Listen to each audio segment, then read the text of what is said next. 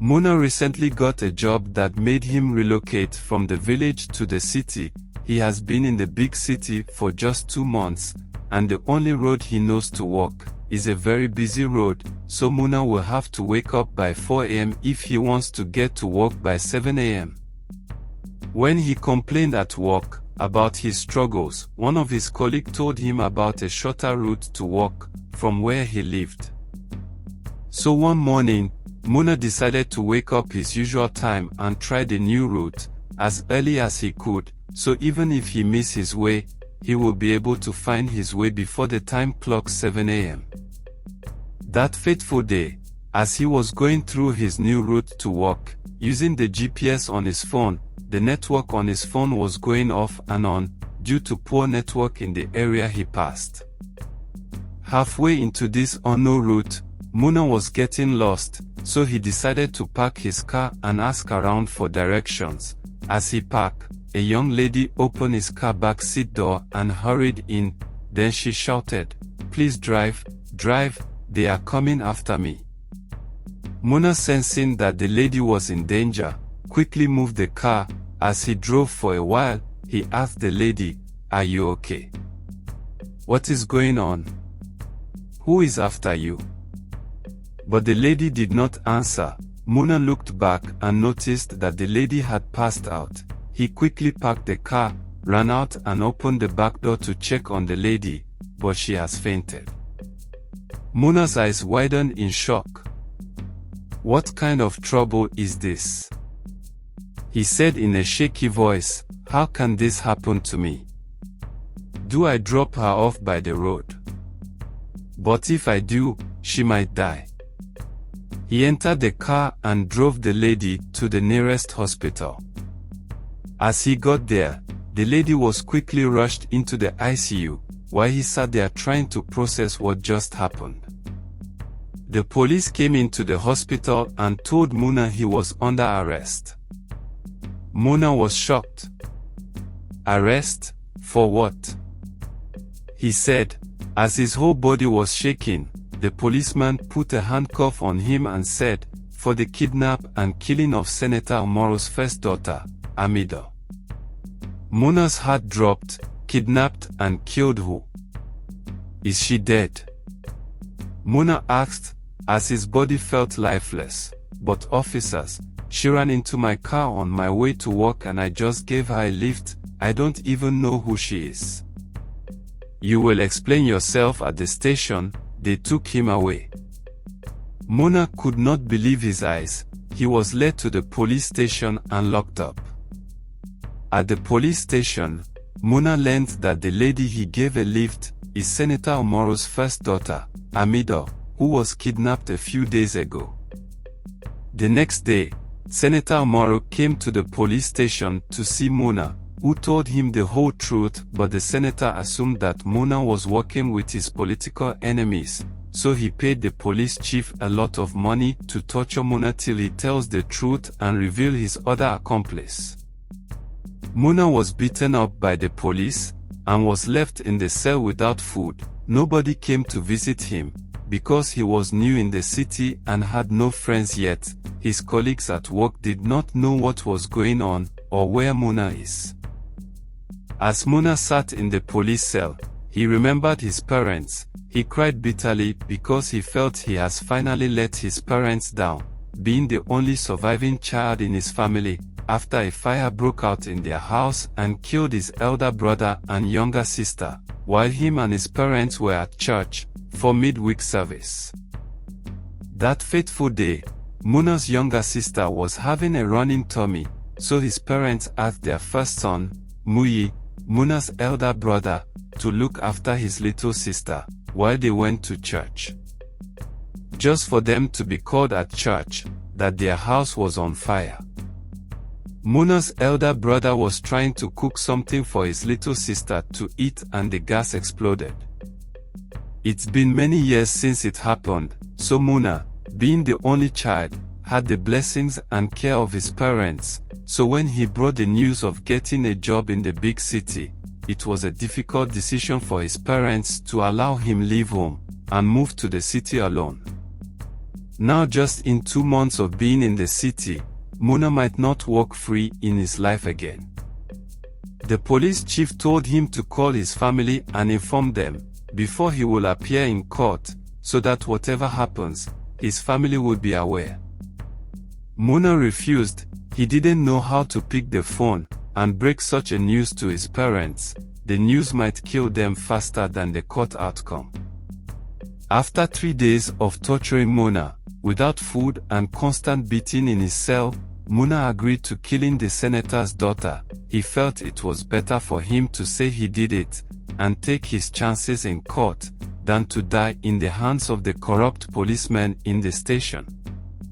The court day came, and Muna went to court with the mindset that he would be given a hearing as the lawyer assigned to him had promised. But what happened in court was shocking. The magistrate just called the case and they said, Muna has pleaded guilty of the kidnap and killing of the senator's daughter. And the judge said, if that is the case, we don't need to waste the public funds on this case. He is hereby sentenced to death by hanging. Muna fell on his knees, crying. The whole thing looked like a setup. So will my good deed cost me my life? So I would die for what I didn't do? He shouted, but it was too late. At this time, the court has been dismissed and his execution is in 4 days' time. Muna's life came crashing down. He had no choice but to call his parents and tell them what was going on. As his mother heard the news, she collapsed and was rushed to the hospital. His father came alone 2 days later, after Muna's mother became stable in the hospital. By then, Muna had 2 days left.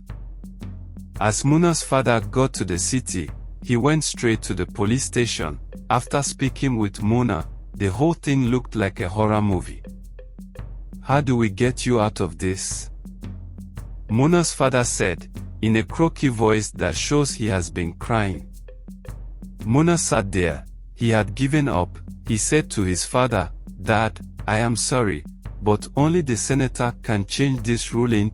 If you can find him and plead with him, but that will be a miracle. I will find him and do my best to get you out of here, Muna's father said, as he left the police station. Later that evening, Muna's father was kneeling in the living room of Senator Umaru and his daughter, begging for his son's life, crying as he knelt there.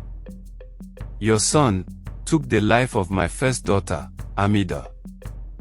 And you want me to let him go? Senator Umaru shouted at Muna's father. My son will never kill anyone. He is new in this city. He just came only 2 months ago, because he got a job here in the city, and he only started working here just 2 months ago. There is no way he can get himself involved with this. Just give us some time to find the real kidnappers, or else you will be killing an innocent man, and the real killers will still be out there, Muna's father said, as he knelt there in tears. Your son is new in the city. Where is he working? Senator Umaru's second daughter, Mira, asked, looking curious. He works at a company called Morable Lux. His name is Muna. Mira stood up in shock. Her father gazed at her daughter Mira. Do you know him? Senator Umaru asked. Daddy, I have to go, right now. He could not have killed Amida, Mira said as she rushed out of the house. As she drove down the road, tears came down her eyes. Muna was in his cell room when a policeman came and opened the door to his cell and said to Muna, Senator Umaru's second daughter is here to see you. As Mira walked in, Muna was surprised to see her. You are the senator's second daughter. I had no idea. I have been looking for you, Mira said, in a shaky voice. It turned out that Mira is Muna's boss at the office, and since Muna started working in the company, he and Mira had been getting along very well. They have both developed some form of chemistry. Mira was beginning to fall for him and Muna also liked her, but because she is his boss, Mona tries to keep things professional. Mera shouted, "How did you get yourself into this?" Mona said, "I only picked her up on my way to work. She ran into my car and asked for a lift. I didn't know who she was, or where she came from. You have to believe me." Mera's eyes were filled with tears. She had secretly fallen in love with Mona, as she sat with him in the cell. She explained. "You see," she said, "since our mother died of cancer, Amida, my elder sister, became the queen of the house. Daddy spoiled her so much that she gets paid a monthly salary for doing nothing. Me, on the other hand, had to manage Daddy's businesses. So I am managing most of my father's company. When we heard she was kidnapped, we thought it was a joke, because the first time Daddy threatened to cut her off and stop giving her money, she came up with this kind of story, just for us to find out that she planned it with her boyfriend, to extort money from Dad. So when it happened again this time, we thought it was one of her pranks, but when days passed, and we received news and pictures of her being tied up, Daddy started investigating, cooperating with the people that kidnapped her. He has even paid the first 50 million ransom for her release. Then the next thing we know, she is dead." "But you know I am innocent," Mona said, in a tired voice. "Yes, I know, but Daddy is not willing to let you go. He wants to make sure he sets an example with you, while the search is still going on, for the rest of the guys. So he wants me to die, knowing that I am innocent." Mera kept quiet for a while, then she said, "No, he doesn't know, he is just angry that we lost Amida, that is all. But don't worry, I will talk to him. My father doesn't trust people that much, but I will see what I can do. I need to talk with him, or else, you will be executed in 2 days' time. But first, tell me exactly where you found her." After they had talked, Mera left the police station. The next morning, Mona's father came to see Mona. He said, "My son, I don't know what else to do. I don't know how to tell your mother that I watched my innocent son, my only son, die for a crime he didn't commit. It is alright, Dad. You have done your best. You and Mom gave me a great life, and I will forever be grateful for that," Mona said in a soft, tired voice. The day came for Mona to be executed. He had made up his mind and had accepted his fate. As they got to the execution ground, his father was standing there, with some press people who were allowed to witness the execution. The police bus arrived with Mona inside, but Mera and her father were nowhere to be found. As the pastor prayed for Mona, he asked him, "Do you have anything to say before they proceed?" Mona nodded, then he said, "I am an innocent citizen of this country. My only crime was to help a lady that said she was in danger. I didn't know who she was, as I only moved to the city from the village. I have only been here for 2 months.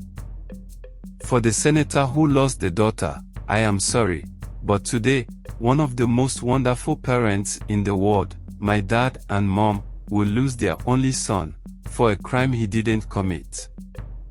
I wish justice can really be served and the real kidnappers and killers be brought to book, but I am innocent." Mona looked at his father with tears in his eyes and said, "Dad, thank you for everything. When you get home, tell Mom I was only trying to do the right thing like she taught me." His father broke down in tears. As they were leading him to go place the ropes on his neck, Mera ran in with a note, shouting, "He is innocent, he is innocent, the real kidnappers have been arrested." The officers in charge were told to let him go and they released him. She ran to Mona and hugged him and kissed him deeply. Few days later, Mona sat with Mera at the beach. She revealed her feelings toward him as Mona said he felt the same way.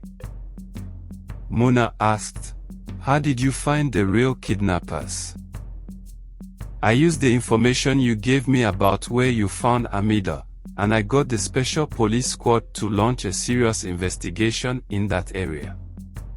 It turned out that, as the kidnappers received the ransom, they moved to another location to share the money.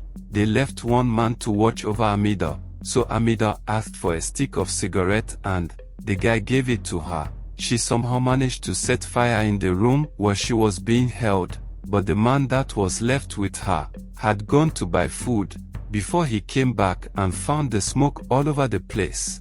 Amida had inhaled a lot of smoke before the man opened the door and she ran off. Just to find your car parked outside, she ran into your car. That was how you got involved. She died of inhaled smoke from the fire. As we asked around, the people who lived there identified the owner of the house. That was how we got all of them arrested. Muna smiled and said, I will never help anybody on the roadside again. Mera smiled. She said, but why did you tell the police that you killed Amida when you had no hand in her death? Muna smiled and said, my dear, if those police deal with you the way they dealt with me, you can confess to being the mother of Jesus. They both laughed as they kissed under the beautiful wave of the beach as the sun goes down, creating a beautiful evening atmosphere at the beach. Story ends. Moral of the story: be careful out there so that your good deeds will not turn to evil. And if you have been through this kind of thing before, what was your experience? Let us know in the comment section. I remain Uncle Sam. Stay safe.